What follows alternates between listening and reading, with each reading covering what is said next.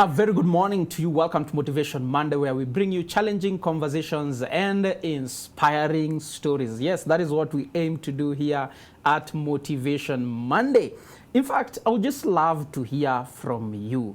Has this show been motivational to you? Are there ways in which this show has inspired you, perhaps for better? Please do engage with us. 20316 is our SMS line. 0786316316 is our WhatsApp line. And today we bring you another challenging conversation. Perhaps you've heard that old legal phrase that in law, ignorance is no defense. Yes, if you don't know, well, as the Gen Zs will say, then forget about it. But we do not want you to forget about it. We want you to learn. And so today we will be talking about the art of learning. How can you and I be lifelong learners? How can you and I seize multiple opportunities to be able to be a people that are well equipped so that we are not found to be those that are ignorant? And helping us with this conversation is a namesake of mine. His name is Elijah Karanja. Yes, and he is a lifelong learner. He is a property manager, a realtor, but also is an advocate of the High Court. I wonder, why would someone finish one degree and then embark on another, and currently is pursuing a master's again in law? But he will be telling us more about that. But above all, helping us appreciate how can we be lifelong learners. We are talking about the art of learning today. My name is Elijah Mokaya, your host, and so help me in welcoming our guests. Welcome, sir. Yeah, thank you, Elijah. Pleasure to be here. I think for the purpose of this conversation, yes, so that people don't wonder which Elijah we're talking about, okay, just refer to me as Mokaya, and then I will refer to you as Elijah. Okay, that works. So I'm Elijah, works? You're Mokaya. Yes. So thank you very much, Mokaya. All right. So help us by way of beginning this conversation to just appreciate then, like, who you are, what do you do, and stuff like that. Okay. My name is Elijah Zaid. Currently, I'm a property manager, so I had property management for warehouses. Before that, I did management for commercial office, and I think before that now I was in campus, so that was my campus life. So post campus, I've done, I would say, 3 jobs, mainly in real estate. Yeah. And just even in line with this conversation, I think when I was in campus, you tend to identify problems in the society and the things that, and I would say even as we talk to the whole thing of learning, is the things that move you, the things that you want to, I would say, solve in the community. So in as much as you might be in a particular area, or even when in that particular area, you start identifying gaps. Yeah. And when you identify a gap, then that might also be one of the things that also sort of give you the push to continue to what do you want to study, what do you want to pursue. So I did land economics as a first degree, and then when I was at it, I sort of, one of my lecturers influenced me into this area of capitalizing land, in how do we make land more, capitalize land, just make land more productive. Yeah. Then, so that was my first, my project when I did my campus, it was on capitalizing land. And then when I did it, then, I think in that journey, I realized there's also a problem in policy. Okay. So then that also, by the time I was graduating, because I graduated, I remember, in sometime in, I think, April, let me not say the year, but it's back in the days. Then that August, I wanted to do governance, but there was no institution in Kenya that was sort of offering it in the way I thought about it. So I decided, let me just take a deep dive into law as a sort of general degree. Yeah. And then that would also form another baseline for me, even as I seek to, progress into policy making. And for me, I'm passionate about things, food security. So the thing is, we talk about many people are going hungry. What is the problem? So for me, I root it from one of the causes, and there are many causes. One of the causes is policy. Okay. So if I can get myself into that arena of policy making in this thing, then that also gives me a bit of contribution into the society, into solving something. And then, of course, in my real estate background, there's also the problem of housing. But I think that one is being dealt with from many angles. But I think for me that has been it in terms of career. Yeah. But also, I am a husband. Let me. It's so good to say that. Yes, it's important. I am a husband to one wife, not many, and God has blessed us with 3 children. We have a boy and 2 girls, so 7, 4, and a 6-month girl. So we are really grateful to God even for that. You know, that's I think that bit summarizes me in a nutshell. Yeah, fantastic. Yeah. So in other words, you are both a land economist. Yes. And an advocate. You didn't just study law, you actually admitted to the bar, is that right? Yeah, so the thing is, finished my land economics and immediately started my law degree. So I did 4 years of law, and then I think by the time I was graduating, it was 2 weeks before my wedding, so I married. Yeah. So then I took a bit of some small break there, and then when during COVID, there was an opportunity for me to do Kenya School of Law evening classes. So they had virtual classes evening. So that was really, you know, you just had to. That was for me. There was opportunity because before I couldn't have done it. So I did that Kenya School of Law, followed up with pupillage, and got admitted to the bar. So I'm an advocate, but also I'm a full member of Institute of Surveyors of Kenya. That means I have I can practice as a real estate agent, but also I'm able to also practice as an advocate. So it's a back-to-back. And currently I'm pursuing a master's in law. The thematic area is environment and natural resource. So it's still, the idea is to keep on growing yourself. All right, I like that. Now, I think just as a base and to begin this off, one of the things that at least I have seen when it comes to our idea of learning as a people in this nation, we associate learning first with money. I think if you remember that old song, I don't know if you remember it. So many vijana muongeze pia bidii, mwisho ya masomo mtapata kazi nzuri sana. It's almost as though, you know, I am studying so that I can get a job, so that I can get money. And so my learning is tied to how much can I gain from this. Now, currently, at least from what you've shared with us, this law business, is it earning you anything currently? And if not, is it a loss, at least currently?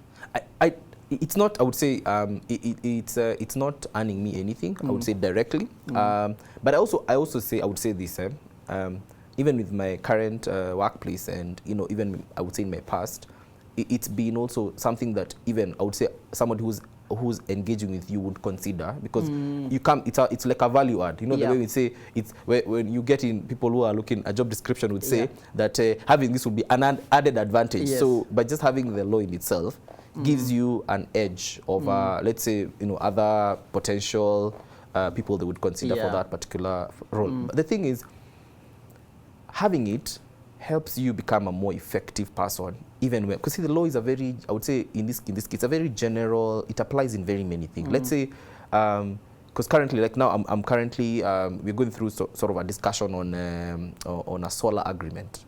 So you can look at that from many angles. It's energy related. There's also the legality around it, because you see, you want someone to put solar on your roof, and you know you're going to be buying power from them. So they're installing the solar on your roof, that you're buying power from them. So that's very legally sort of, you know, heavy, because also you need to ensure that you cover yourselves to ensure that, you know, that other person, you know, it's a mutually beneficial sort of agreement. So you see, you actually find yourself, any knowledge that you have, any learning you have added to yourself, it is definitely a plus for you, because you stand, you know, as you're saying, as you started the conversation, you're saying that, you know, if you don't know something, then you're in trouble. You know, like, like if you don't have an idea of a particular, if you stand a better chance if you have an idea of how to approach different things. But that comes with learning. So I would say it has given me an edge, even in different transactions. Has it been a direct in terms of giving, you know, remuneration directly? I'd tell you, you know, my wife would still be telling me, I need to see where this is bringing. But for me, I think let's not getting learning or growing. You should not tag that to you know, money, because you know, if you did that, then I think some profession would just sort of go, because there's some professions that, you know, when you think about it, like you think of a doctor.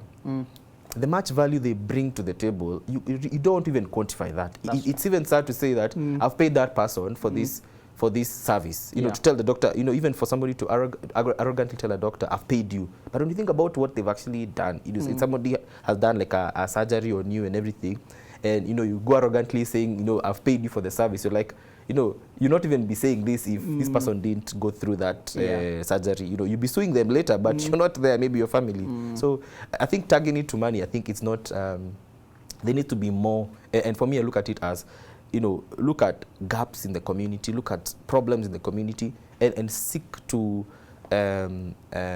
grow yourself in that area.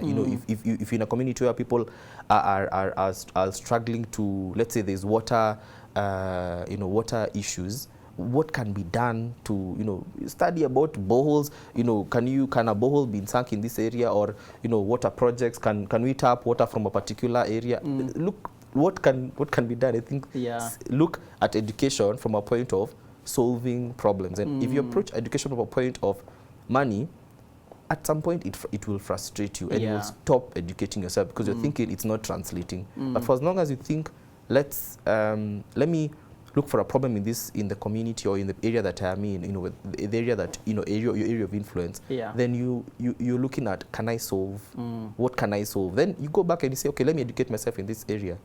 And I think, and I believe, you have the brain can handle so much. But the human brain, and I watched let's say movies and even read enough that the human brain is able to take on a lot. In terms of how it takes things could be different, and that's why you have differential in people performing and everything. But the ability to know things, today if you wanted to learn about how does the eye work, you just Google and if I'm having an eye problem, what, simple things you can easily just go and learn. Okay, but one of the things, I think we've just mentioned one side of it, which is where we tag learning to money. But the other, at least that I found to be a bit rampant, is we tie it to a certificate, to a paper. And I think this whole idea of we go to school and at the end we are asking, will I be able to get a paper? And so more and more, part of even the attack we have had, unfortunately, even upon graduates, sometimes, whether legitimate or not, I'm not so sure, is the whole idea of we have people with papers, but they don't have the accompanying knowledge. And so somebody was just after the paper, and yet the paper is supposed to reveal the fact that you have the knowledge that the paper has. Just speak into that space, because somebody currently is tuned in and they are in a space of learning, but maybe for them what they are thinking about is, I want this paper at the end of it all. Just speak into that space. It's quite unfortunate that that we've become, let me say as a country, I don't know about the big Africa or world, people have become paper chasers. And this has been influenced, of course, either by, I would say, employers, because at times also employers are looking for the papers, but also when you realize, even in the workspace, and I'll tell you this, as an experience, when I went for my, I would say, second job interview, when they were perusing through my papers, I realized they didn't even get to the point of my certificates. So for them, it's the conversation they wanted to have with me to hear. So the questions were technical. They were personal in terms of what kind of person I am. And I realized, even nowadays employers have realized the papers are not quite sufficient. So it's really get knowledge and understand what, if it's, knowledge is knowledge, I mean, I don't know how to say this, but knowledge is knowledge if it's knowledge that can be applied to something. And I remember, I think this is something that happened, I think, for me, I think in my second year. And if I was to disclose, like, I didn't, my grades were not like first class and everything. But when I was in campus, I made it intentional for me to just understand what the lecturer is teaching me. Just at least grasp that and work with that. Because really, the papers will get you to the interview desk or interview table or whatever, in the boardroom, that interview boardroom. But what will keep you in that job is what you have between your ears. It is the knowledge that you have, you're bringing. Because what they're hiring you for the value of your certificate. So the certificate is not the value. It is the person that is working with the certificate that they're keen on. And that's why you find employers also getting really frustrated. And so the thing is, talking to that, the focus should not be the paper. If you can get the knowledge. And unfortunately what you find is because people are looking for papers and papers that are of a higher quality, you're looking for that first class honors. Then you have the discussions of Mwakenyas and people cheating in exams. But you see, the thing is, you cheat in your exam, you go into that without Mwakenya to your exam, and you get the paper, and then you get to the profession, you realize you can't apply. So at least, to the very least, I would say, forget about the Kenyans, because I think the Kenyans are they want to get you to a particular point. Yeah. Why not put that effort, get to understand what, you know, a particular area, let's say in my profession, there's one area that's called service charge. Just understand how service charge operates. How do you budget? How do you, you know, how do you procure basic things? Understand the approach. And you find yourself navigating things that would ideally assume complex, but they're actually fairly, you know, easy. You know, like when you think about service charges, it's service charge is people in a community, let's say tenants, they pull their money in there, then you take this money as a property manager and you allocate it to the common areas that they're all enjoying, whether it's security, cleaning, and all these other things. Then you allocate. You have a budget for it, and then at the end of every year you do an audit, and then you refund the money, or, you know, you ask them to give you extra money you spent. It's a very basic concept, but you need to understand it. Otherwise, if you go to an employer and you don't understand that approach, you know, simply, then, you know, the person will be like, why am I getting you with all these papers?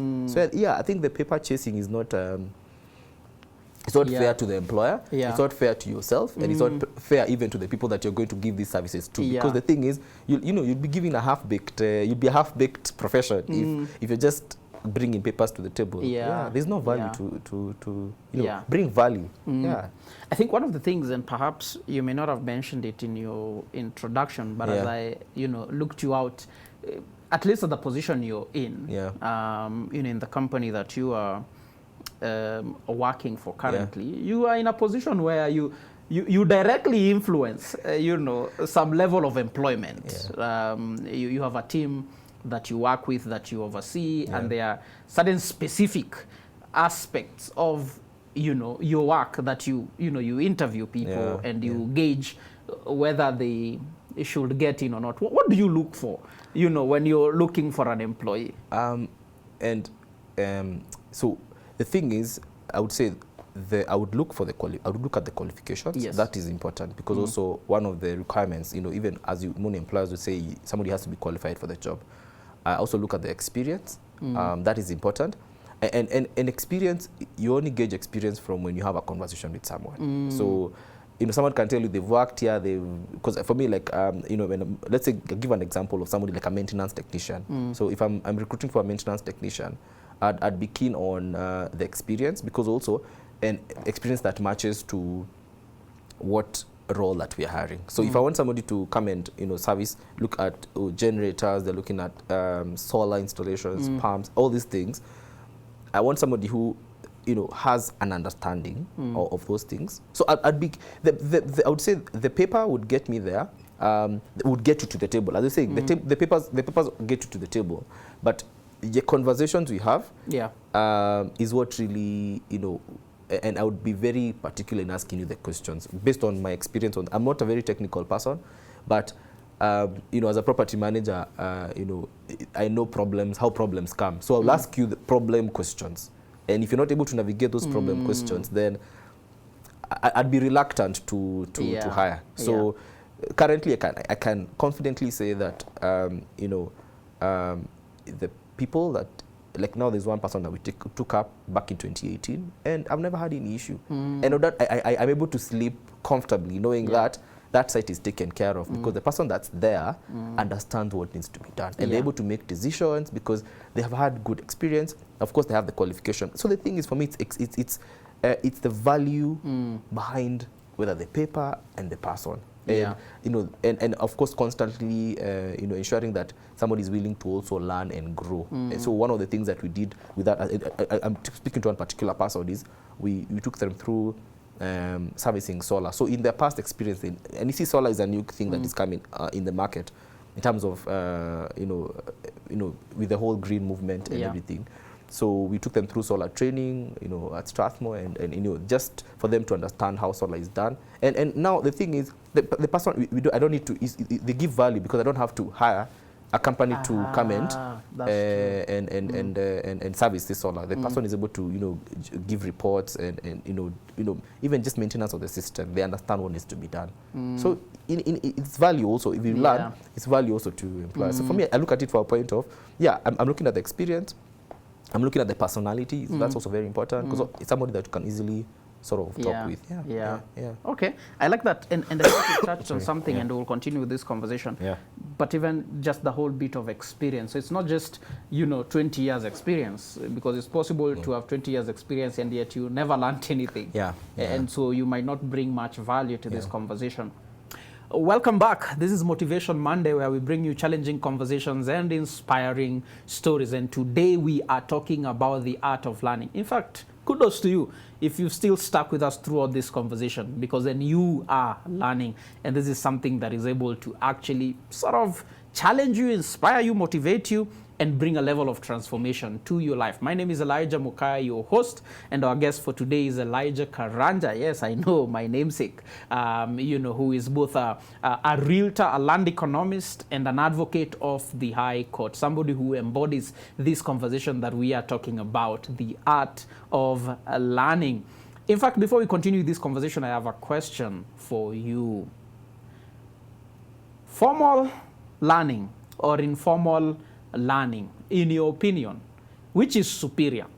Formal learning or informal learning? In your opinion, which one is superior? Please, as you respond to that, let us get back to this conversation. Welcome back, sir. Yeah, thank you, Mukaya. Yeah. Now, just before we listen to that song, I had alluded to part of what we will talk about. Yeah. Now, there's the whole question of somebody listening to this like, that guest is so privileged. I mean, you finish a degree, you embark on another one, until now you're doing a master's. Me, I don't have that money to go to school. Then it means learning is for those with money. What do you say to somebody like that? No, the thing is, and learning is it takes very many forms. So, and I think what we were talking about earlier was about formal learning. Yes. So it's it's the diplomas, the degrees, the certificates, and all these things. But the thing is, let me borrow this from, it's something that I have learned also with my grandpa. And one thing I noticed with that generation is that they never lacked a newspaper. So newspaper would cost you 60 shillings. Maybe, I don't know, nowadays. I buy the e-paper, so I know it's 40 shillings. No, it used to be less. Yeah. If you're buying a past paper, I think it's 50 shillings now. So one thing I realized about that, my grandpa, and he's not gone all the way to degree and certificate and everything. But the thing is, any conversation you have with him, you'd be shocked at the amount of knowledge he has on particular matters. Wow. So he knows even how an advocate gets admitted to the bar, the process. He knows the difference between an advocate and a lawyer. Most people actually would be like, oh, okay, what's the difference? He appreciates that. But the thing is, for him, a newspaper was his mode of educating himself on matters around him. So the thing is, if you get a newspaper, it's sieved through. Nowadays, and anything, social media, it's coming, and you don't know the sieving. What I like about newspapers, they're edited. So there's an element of you get sieved information different. If you're a person of business, you can get the business, daily. If you're a person of politics, there's that. And of course, newspapers like, Saturday, some of them usually have like talks about different things, even for high schoolers, for even under, kids, young kids, it used to be Young Nation, and there's always that program. What I'm saying is, you don't, educating yourself is not just going to school and, formalizing and everything. You have access to the newspaper. I think I've mentioned that. You have access to books, and even there is the oral education, which is, I would say, that's informal, and that comes with, if you admire a particular area in terms of, you like, personally for me, I can say, I've also, I didn't even mention, I'm also, I don't consider myself as a very, a good editor in terms of graphics and everything, but because of through my campus life, I was able to learn. But this was very informal. It's me. I remember my auntie when I was in post high school. She was having someone design for her business cards, and so she took me with her, and I sat down with the designer, and I liked, he was using this Illustrator software, Adobe. And then he told me, oh, I can give you, I think he had some installation. I took it. Well, I don't know, nowadays, you have to now formalize these things. But in terms of, I got to learn how to use Adobe through, self-taught. Yeah. So I got the software, installed it, learned how to use Illustrator, learned how to use Photoshop. And that for me was also another, it helped me to, when I was in campus, I was part of this fellowship. And that skill, got me to the table in that ministry where, they needed people who had this skill. So I was able to even integrate into ministry because of having a skill. And this was an informal taught skill. So I learned how to use Illustrator, and not through formal teaching, but because I had it. And nowadays it's even much easier, because back in the days we didn't have as many YouTube videos that could teach you. Nowadays people have access to YouTube, and in terms of, instead of going to YouTube to watch a few series or movies or stuff, there's a lot of content you can actually learn from. Educative content. I learned how to, because also at some point I would do these canvas stretches. If you take a photo and then you print it on canvas and then you want to frame it, I learned how to stretch canvas through YouTube. I just go to a YouTube video and you follow step by step on how to stretch a canvas. So if you come to my home, you find these canvases, you think I've bought them expensively, but I actually just went backyard, stretched them for myself, and they hang in my home. So you can actually grow informally, in terms of informal learning. Yeah, in fact, that reminds me, I think one of the national heroes we celebrate, Julius Yego, if you know him, who's an athlete, he throws the javelin. It was self-taught. He learned from YouTube.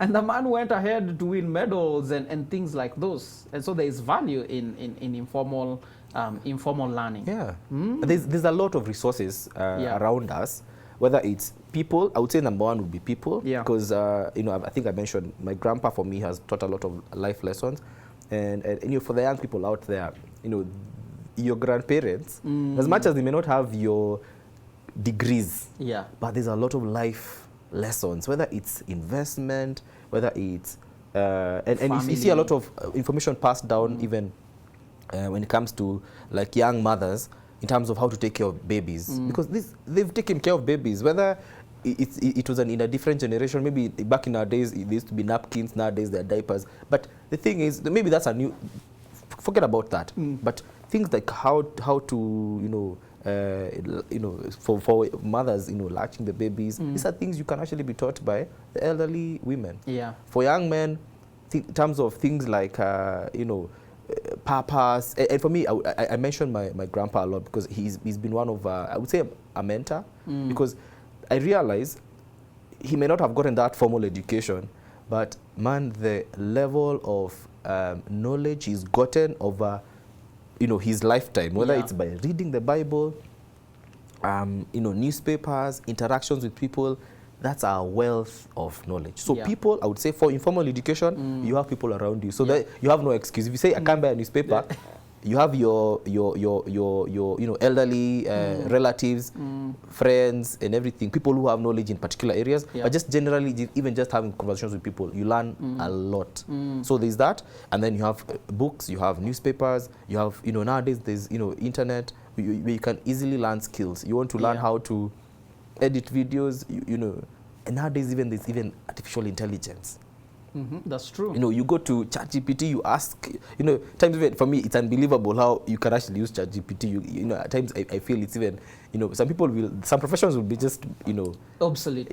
Become obsolete when you think about how AI it's transforming things. So you have to constantly adopt to change. And for you, because change is coming inevitably. That's true. So the thing is, you need to continue learning, and the only way to learn is get past knowledge, people, but grow. Informal knowledge for me, I would say this, is that one is constant. That one you have to, you will, I would say, I can say this confidently, that inevitably you will have to learn. So whether you like it or not, because the thing is, you will have to learn, because there are things that are coming. Even think about it, in the last 20 years, these cell phones we have. Huge difference. But nowadays, the things you can do with your cell phone That's true. You can monitor your child at home, when you're sitting here. You have to learn. You have to constantly learn. So the thing is, people just have to embrace, fine. The thing is, and it's to speak to the topic of informal and formal, informal opportunities. The thing is, there are many opportunities that are out there. You look around you, see a gap, or you're passionate about something, go to YouTube, learn. The thing is, for you to be able to apply that skill, you don't have to show a paper. Yeah. You learn it, you know it. Yes. And I've seen, my wife learn so many. She does baking, on the side. Takes a recipe and cooks it. And from that point henceforth, she knows how to cook that particular, whether cake. Yeah. Yeah, and I've seen her, and she's constantly growing even in how she does her, different recipes. And even at home, you realize cooking, you don't have to eat the same things. You can decide, okay, today I want to learn something. You go to the internet and Google something that you like. Say, I want to run, to learn about a beef recipe. Then, come up with something. Yeah. Yeah. Yeah. One of the things I mentioned, which is interesting in terms of, eventually we have to learn whether we like it or not. But also, change is happening and change is inevitable. Yeah. One of the saddest things is, I was talking to a brother of mine, and there's a friend of ours that, we knew him as a carpenter. He was really good, but that is back in the days. But the problem is he never learned, and therefore he did not hone his skill. And so recently there's a project, and he's called for the project. But now the things he's dealing with, he's never dealt with them. He's come with a nyundo and the nails, but the kind of shelves he has to install don't require a nyundo and nails. And he has not learned to adapt to the changing. And I heard that story and I felt so sad. Because to be honest now, technically he will be obsolete. Yeah. Nobody will call him because he has never dealt with this kind of, new furniture that is coming into place, and you need certain machines, and if you don't know how to use those machines, then it becomes difficult. So I like that whole idea of learning. Yeah. But now let's talk about learning broadly. Yeah.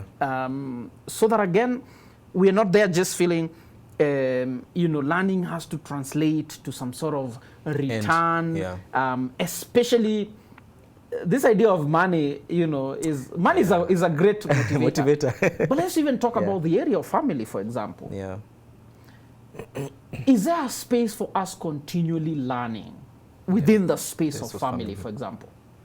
I think even I'll still borrow from learning is inevitable. Yes. When we got our firstborn, and we were not you're not career, you don't know how to, when a child comes, in as much as you've been told or you've read many things out there, you realize this is new to you. So how do you navigate this area of child what do you call it, child upbringing? And some things you learn. I think one of the things in terms of like sleep training, there was a book by I think Gina Ford, which I think I read it with like two, but I was going to the relevant sections of that book just to ensure that I know what I need to know. So getting to learn how to teach the child how to, sleep training. The things that, even in the family arena, even how do you bring up your children? Yeah, so open internet in the house for me has been one area. Even as I look at my growth of my children, I have sort of I'm against. So what we do is we control it. Only the adults have access to the Wi-Fi. So for the kids, and also they don't access our phones. So and it's for me, it's just that I want them to also learn in a controlled environment. So what I've done is I have material that I have put on a flash disk and I put it in the TV. So the thing is, I know my kids are watching X. So I don't have to stress about what are they watching. So I think for me that's one area. And the thing is, I was saying learning is everything. My son wants to learn how to play football. You bring you that opportunity is there. There are coaches who can teach football. I think learning is also, there's a physical bit of it. And my daughter and also my son, both of them, I took them through 10 weeks of skating. I probably also need to learn, but they are good skaters. I see my son doing it. I see my daughter is a bit young, but the thing is, she's able to get onto those skates and do a run and everything. Personally, I think last year I started doing from a health point. I started learning how to play tennis, lawn tennis. And by now I can say I can actually I can play competitively. But I think the thing is, it's constant learning. It's from a physical point. Learning things, whether it's for your health, And anyway, when you start seeing changes, when you start realizing that you're panting a lot, you probably need to do a bit of, you can go to the internet and search, okay, so what exercises can I do to manage this? Yeah. I think there's that constant, even from a family beat. And one area I can even say we've done recently with my wife is, I think we've had our post-marriage, kids and everything. But I think this year we were a bit relaxed. So we, at our church we have this program that teaches you through theology and everything. So for us, because we are keen on ministries, we decided let's take this. It's 32 weeks, but it's split into 3 levels. So we got to learn about just basic Christianity, from theology, Christology, all those things that would seem complex and very scary. Pastoring, yeah. But I'm not learning it really well. I don't know. I'm not like, it's not like a pastor. Yeah. But the thing is, even I myself, because I'm going out there to either talk to people about, let's say, my faith. I also want to be, I want to be a good guardian or custodian of the faith. I'm not just saying things. So getting that knowledge, for me, I think has been a good thing, even from that perspective. We've done things like marriage conferences, and this is just learning how to enrich our marriage. Because the thing is, the time you think it's a default thing that you know how to treat your wife, then you realize, man, you need to learn that's true. how to treat her and better. Sometimes unlearn. And unlearn some things, yeah, true. Because some things also traditionally have been passed down to us, and you're thinking this is how things are supposed to work in marriage. Only for you to realize, unlearning, only for you to unlearn that this is not the way to go. Yeah. When it comes to how to treat your wife, how a wife treats the husband, how you treat your children, how you work with your children. Yeah, you learn, constantly. Okay. Welcome back. This is Motivation Monday, where we bring you challenging conversations and inspiring stories. And today we are talking about the art of learning. I would want to know, what have you learned so far, in this show? Please do share with us your comment, your feedback. 20316 is our SMS line. 0786 316 316 is our WhatsApp line. And while you're at it, you could also let us know, are there ways in which you have learned certain things that perhaps you will never have learned in school, but out of your own initiative, you actually took it upon yourself to learn. And now you're looking back and you're saying, praise the Lord, I actually took time to learn this. Please do engage with us. Again, 20316 is our SMS line. 0786 316 316 is our WhatsApp line. But for now, let's attempt to bring a wrap up to this conversation. Welcome back. Yeah, thanks, Pastor Mukai. Now, what I think we need then to touch on as we gear towards a conclusion of this conversation is, let's begin with the whole aspect of controlled learning. Yeah. How do you learn how to learn? Now, there are many books, for example. How does one tell which one is beneficial, which one is not? When you imagine the internet and the flurry of information that is there are many things that one can learn. But also when you just imagine the age we are living in of misinformation and disinformation, to be able to sieve through what is truth, what is not, what is propaganda and what is not, and all that. So how are we able then to still learn within this kind of environment? Yeah, so it's the element of controlled. When you are just even doing that intro, in terms of just introing that thinking, I thought about Solomon. I think it's in Ecclesiastes. He says, to the writing of books, there is no end. And much learning is a grief to the soul. There is a lot of information, and at times I feel sorry for this generation because of the abundance of information, so you have to sieve through. And as I'm saying, I admire the generation of my grandpa, where it is only the newspaper that you have to deal with in terms of information. Whether it was propaganda or anything, but it's just that.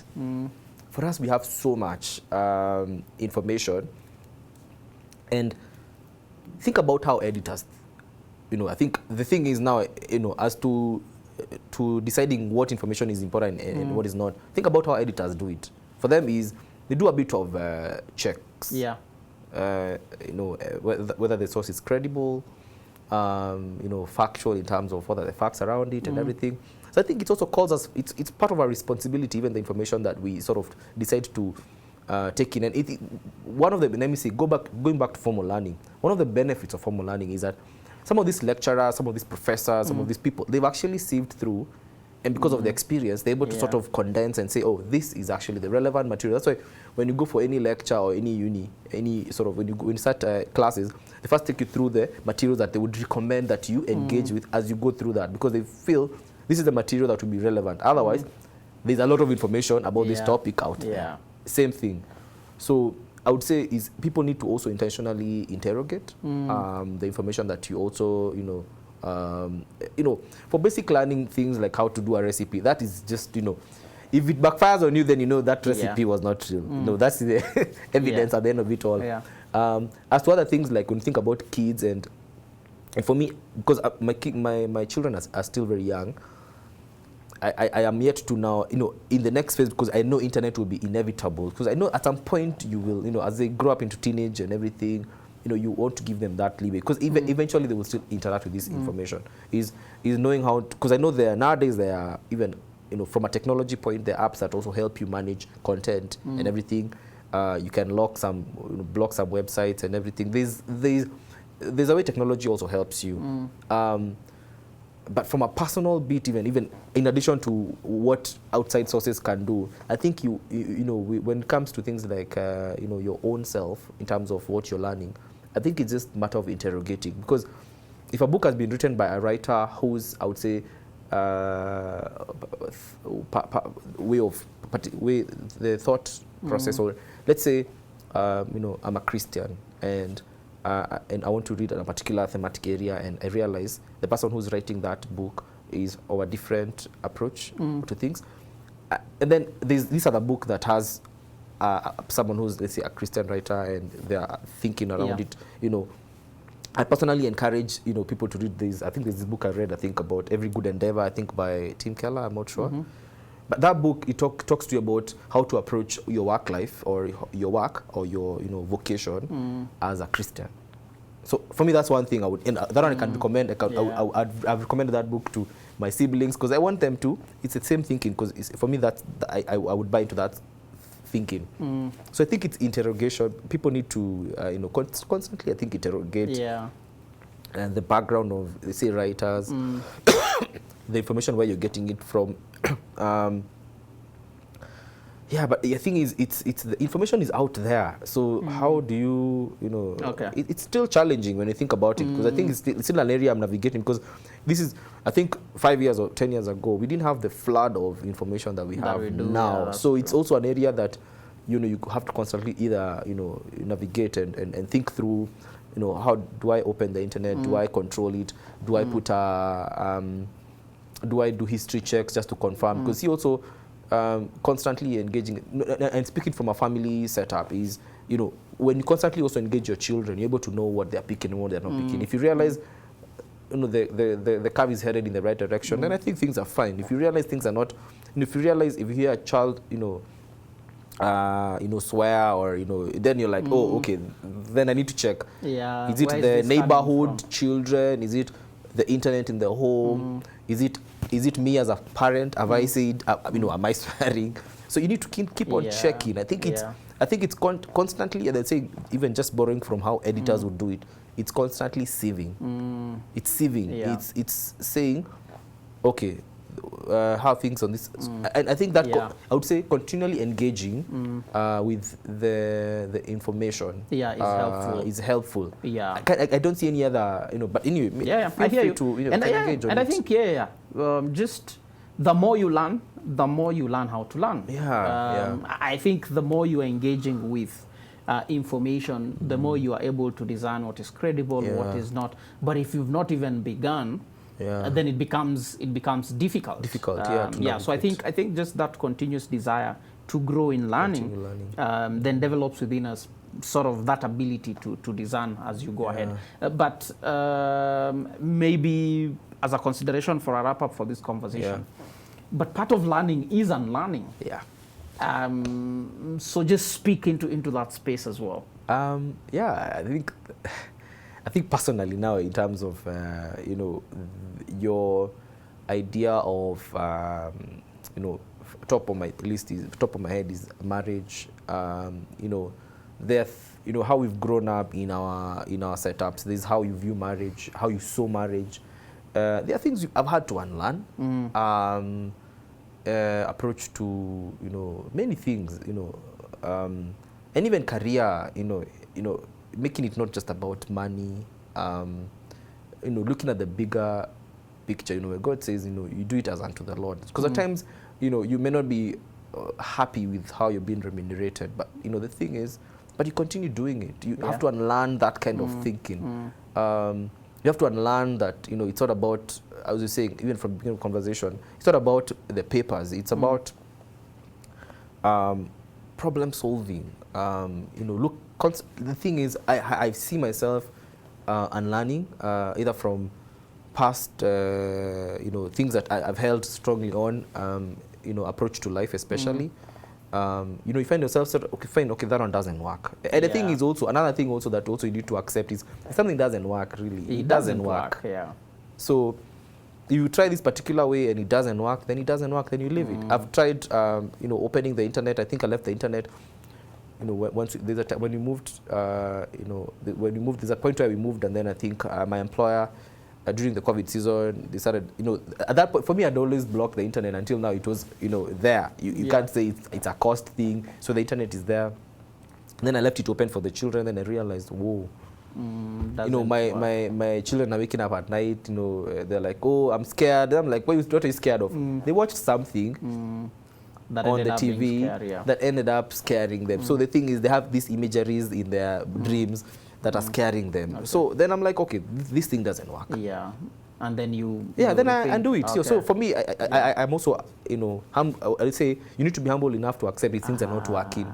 Or the humility. Humility to accept. Okay. If you're bringing your wife flowers and she's not smiling, them, like my wife, just figure wife told else. me these flowers. We are not consuming flowers. That's our approach. Why is bring her chocolates? You bring her chocolate, you see the smell, then you unlearn the whole flower business. You bring her chocolates. If that's what she's appreciating, then that's what she loves. Okay, I like that. So I like even that angle of the humility of accepting when something is not working, and learning then what works, and then that becomes useful for us. Well, imagine I'm just learning that our time is up. Thank you. I think this has been a useful conversation. Definitely can't exhaust this particular subject in the few minutes that we've had, but hopefully it's instigated something in someone to actually begin learning. So thank you so much. Thank you for the time. Thank you for the opportunity. I think to all people out there, learn. And it's informal, formal. Talk about newspapers.